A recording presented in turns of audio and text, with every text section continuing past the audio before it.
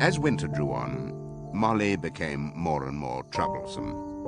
She was late for work every morning and excused herself by saying that she had overslept, and she complained of mysterious pains, although her appetite was excellent.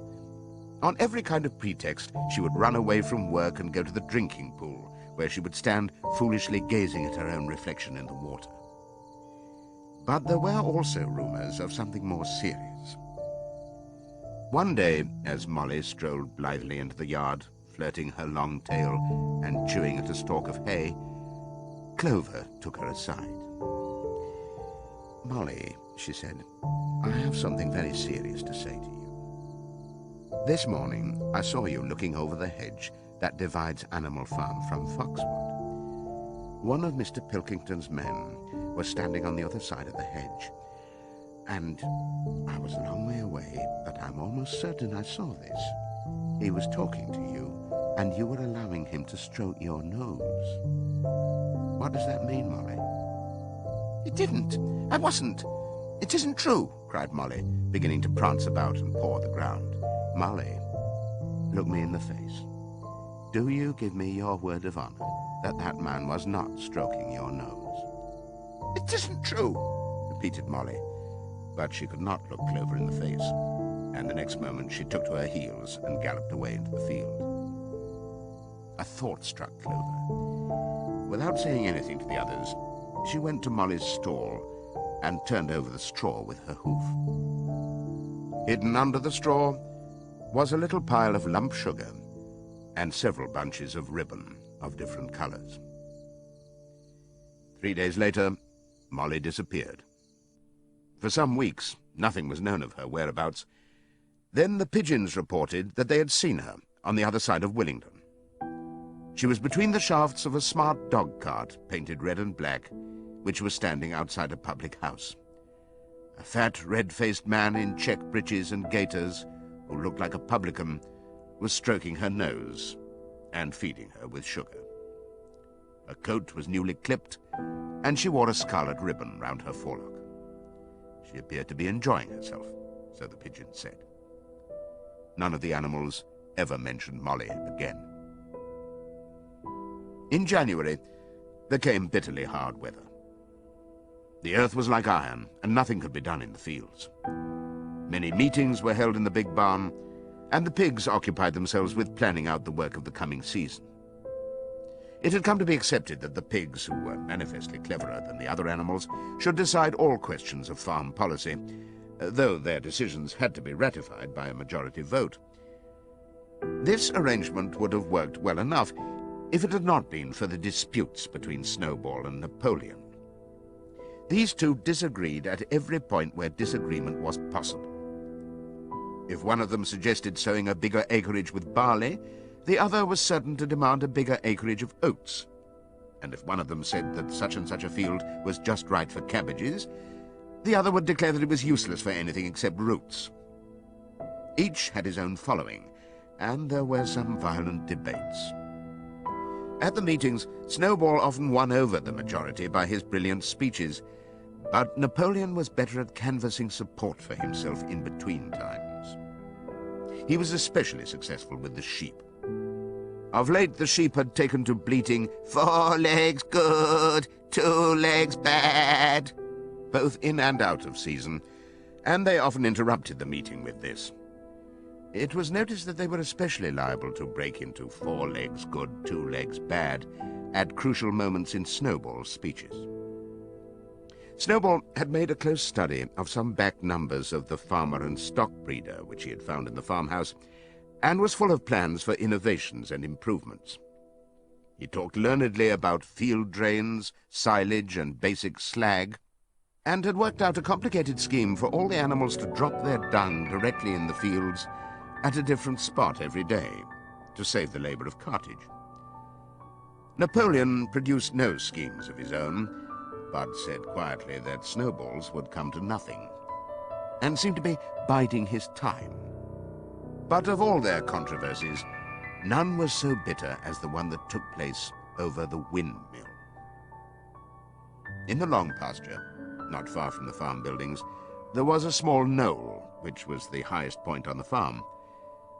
After surveying the ground, Snowball declared that this was just the place for a windmill, which could be made to operate a dynamo and supply the farm with electrical power. This would light the stalls and warm them in winter, and would also run a circular saw, a chaff cutter, a mangle slicer, and an electric milking machine.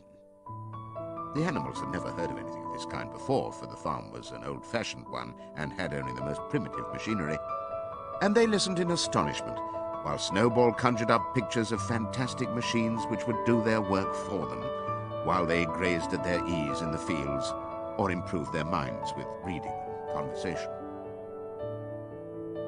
Within a few weeks, Snowball's plans for the windmill were fully worked out. The mechanical details came mostly from 3 books which had belonged to Mr. Jones: 1,000 Useful Things to Do About the House, Every Man His Own Bricklayer, and Electricity for Beginners. Snowball used as his study a shed which had once been used for incubators and had a smooth wooden floor suitable for drawing on. He was closeted there for hours at a time. With his books held open by a stone, and with a piece of chalk gripped between the knuckles of his trotter, he would move rapidly to and fro, drawing in line after line and uttering little whimpers of excitement. Gradually the plans grew into a complicated mass of cranks and cogwheels, covering more than half the floor, which the other animals found completely unintelligible but very impressive. All of them came to look at Snowball's drawings at least once a day. Even the hens and ducks came, and were at pains not to tread on the chalk marks. Only Napoleon held aloof. He had declared himself against the windmill from the start. One day, however, he arrived unexpectedly to examine the plans.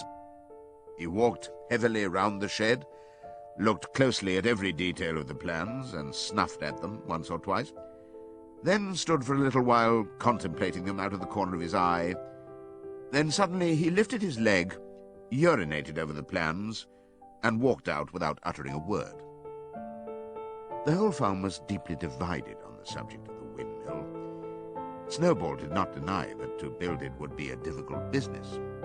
Stone would have to be quarried and built up into walls, then the sails would have to be made, and after that there would be need for dynamos and cables. How these were to be procured, Snowball did not say, but he maintained that it could all be done in a year. And thereafter, he declared, so much labor would be saved that the animals would only need to work 3 days a week. Napoleon, on the other hand, argued that the great need of the moment was to increase food production, and that if they wasted time on the windmill, they would all starve to death. The animals formed themselves into 2 factions under the slogans "Vote for Snowball and the 3-day week" and "Vote for Napoleon and the full manger." Benjamin was the only animal who did not side with either faction. He refused to believe either that food would become more plentiful or that the windmill would save work. Windmill or no windmill, he said, life would go on as it had always gone on. That is, badly. Apart from the disputes over the windmill, there was the question of the defense of the farm. It was fully realized that though the human beings had been defeated in the Battle of the Cowshed, they might make another and more determined attempt to recapture the farm and reinstate Mr. Jones. They had all the more reason for doing so, because the news of their defeat had spread across the countryside and made the animals on the neighboring farms more restive than ever. As usual, Snowball and Napoleon were in disagreement. According to Napoleon, what the animals must do was to procure firearms and train themselves in the use of them. According to Snowball, they must send out more and more pigeons and stir up rebellion among the animals on the other farms. The one argued that if they could not defend themselves, they were bound to be conquered. The other argued that if rebellions happened everywhere, they would have no need to defend themselves. The animals listened first to Napoleon, then to Snowball, and could not make up their minds which was right. Indeed, they always found themselves in agreement with the one who was speaking at the moment. At last the day came when Snowball's plans were completed. At the meeting on the following Sunday, the question of whether or not to begin work on the windmill was to be put to the vote. When the animals had assembled in the big barn, Snowball stood up and, though occasionally interrupted by bleating from the sheep, set forth his reasons for advocating the building of the windmill. Then Napoleon stood up to reply. He said very quietly that the windmill was nonsense and that he advised nobody to vote for it, and promptly sat down again. He had spoken for barely 30 seconds and seemed almost indifferent as to the effect he produced. At this, Snowball sprang to his feet and, shouting down the sheep, who had begun bleating again, broke into a passionate appeal in favour of the windmill. Until now, the animals had been about equally divided in their sympathies, but in a moment Snowball's eloquence had carried them away. In glowing sentences, he painted a picture of Animal Farm as it might be when sordid labour was lifted from the animals' backs. His imagination had now run far beyond chaff cutters and turnip slicers. Electricity, he said, could operate threshing machines, ploughs, harrows, rollers and reapers and binders, besides supplying every stall with its own electric light, hot and cold water, and an electric heater. By the time he'd finished speaking, there was no doubt as to which way the vote would go. But just at this moment, Napoleon stood up and, casting a peculiar sidelong look at Snowball, uttered a high-pitched whimper of a kind no one had ever heard him utter before. At this, there was a terrible baying sound outside, and 9 enormous dogs wearing brass-studded collars came bounding into the barn. They dashed straight for Snowball, who only sprang from his place just in time to escape their snapping jaws. In a moment, he was out of the door, and they were after him. Too amazed and frightened to speak, all the animals crowded through the door to watch the chase. Snowball was racing across the long pasture that led to the road. He was running as only a pig can run, but the dogs were close on his heels. Suddenly he slipped, and it seemed certain that they had him. Then he was up again, running faster than ever. Then the dogs were gaining on him again. One of them all but closed his jaws on Snowball's tail, but Snowball whisked it free just in time. Then he put on an extra spurt, and with a few inches to spare, slipped through a hole in the hedge and was seen no more. Silent and terrified, the animals crept back into the barn. In a moment, the dogs came bounding back. At first, no one had been able to imagine where these creatures came from, but the problem was soon solved. They were the puppies whom Napoleon had taken away from their mothers and reared privately. Though not yet full grown, they were huge dogs, and as fierce-looking as wolves. They kept close to Napoleon. It was noticed that they wagged their tails to him in the same way as the other dogs had been used to do to Mr. Jones. Napoleon, with the dogs following him, now mounted onto the raised portion of the floor where Major had previously stood to deliver his speech. He announced that from now on the Sunday morning meetings would come to an end. They were unnecessary, he said, and wasted time. In future, all questions relating to the working of the farm would be settled by a special committee of pigs, presided over by himself.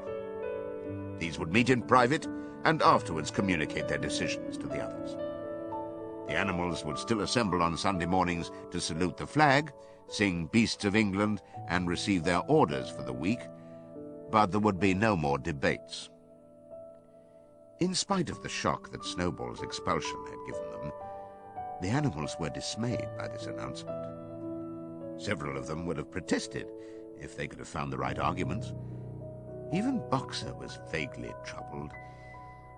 He set his ears back, shook his forelock several times, and tried hard to marshal his thoughts, but in the end he could not think of anything to say. Some of the pigs themselves, however, were more articulate. 4 young porkers in the front row uttered shrill squeals of disapproval, and all 4 of them sprang to their feet and began speaking at once. But suddenly the dogs sitting round Napoleon let out deep, menacing growls, and the pigs fell silent and sat down again. Then the sheep broke out into a tremendous bleating of 4 legs good, 2 legs bad, which went on for nearly a quarter of an hour and put an end to any chance of discussion. Afterwards, Squealer was sent round the farm to explain the new arrangement to the others. "Comrades," he said, I trust that every animal here appreciates the sacrifice that Comrade Napoleon has made in taking this extra labor upon himself. Do not imagine, comrades, that leadership is a pleasure. On the contrary, it is a deep and heavy responsibility. No one believes more firmly than Comrade Napoleon that all animals are equal. He would be only too happy to let you make your decisions for yourselves. But sometimes you might make the wrong decisions, comrades, and then where should we be? Suppose you had decided to follow Snowball, with his moonshine of windmills. Snowball, who, as we now know, was no better than a criminal.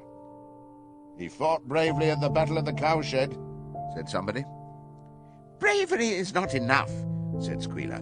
Loyalty and obedience are more important. And as to the Battle of the Cowshed, I believe the time will come when we shall find that Snowball's part in it was much exaggerated. Discipline, comrades. Iron discipline. That is the watchword for today. One false step, and our enemies will be upon us. Surely, comrades, you do not want Jones back. Once again, this argument was unanswerable. Certainly the animals did not want Jones back. If the holding of debates on Sunday mornings was liable to bring him back, then the debates must stop. Boxer, who had now had time to think things over, voiced the general feeling by saying, "If Comrade Napoleon says it, it must be right." And from then on, he adopted the maxim, "Napoleon is always right," in addition to his private motto of, "I will work harder." By this time, the weather had broken, and the spring ploughing had begun. The shed where Snowball had drawn his plans of the windmill had been shut up, and it was assumed that the plans had been rubbed off the floor. Every Sunday morning at 10 o'clock, the animals assembled in the big barn to receive their orders for the week. The skull of old Major, now clean of flesh, had been disinterred from the orchard and set up on a stump at the foot of the flagstaff beside the gun. After the hoisting of the flag, the animals were required to file past the skull in a reverent manner before entering the barn. Nowadays they did not sit all together, as they had done in the past. Napoleon, with Squealer and another pig named Minimus, who had a remarkable gift for composing songs and poems, sat on the front of the raised platform, with the 9 young dogs forming a semicircle round them, and the other pigs sitting behind. The rest of the animals sat facing them in the main body of the barn. Napoleon read out the orders for the week in a gruff, soldierly style, and after a single singing of Beasts of England, all the animals dispersed. On the 3rd Sunday after Snowball's expulsion, the animals were somewhat surprised to hear Napoleon announce that the windmill was to be built after all. He did not give any reason for having changed his mind, but merely warned the animals that this extra task would mean very hard work. It might even be necessary to reduce their rations. The plans, however, had all been prepared, down to the last detail. A special committee of pigs had been at work upon them for the past 3 weeks. The building of the windmill, with various other improvements, was expected to take 2 years. That evening, Squealer explained privately to the other animals that Napoleon had never in reality been opposed to the windmill. On the contrary, it was he who had advocated it in the beginning, and the plan which Snowball had drawn on the floor of the incubator shed had actually been stolen from among Napoleon's papers. The windmill was, in fact, Napoleon's own creation. Why, then, asked somebody, had he spoken so strongly against it? Here Squealer looked very sly. That, he said, was Comrade Napoleon's cunning. He had seemed to oppose the windmill simply as a maneuver to get rid of Snowball, who was a dangerous character and a bad influence. Now that Snowball was out of the way, the plan could go forward without his interference. This, said Squealer, was something called tactics. He repeated a number of times, "Tactics, comrades, tactics," skipping round and whisking his tail with a merry laugh. The animals were not certain what the word meant, but Squealer spoke so persuasively, and the 3 dogs who happened to be with him growled so threateningly, that they accepted his explanation without further questions.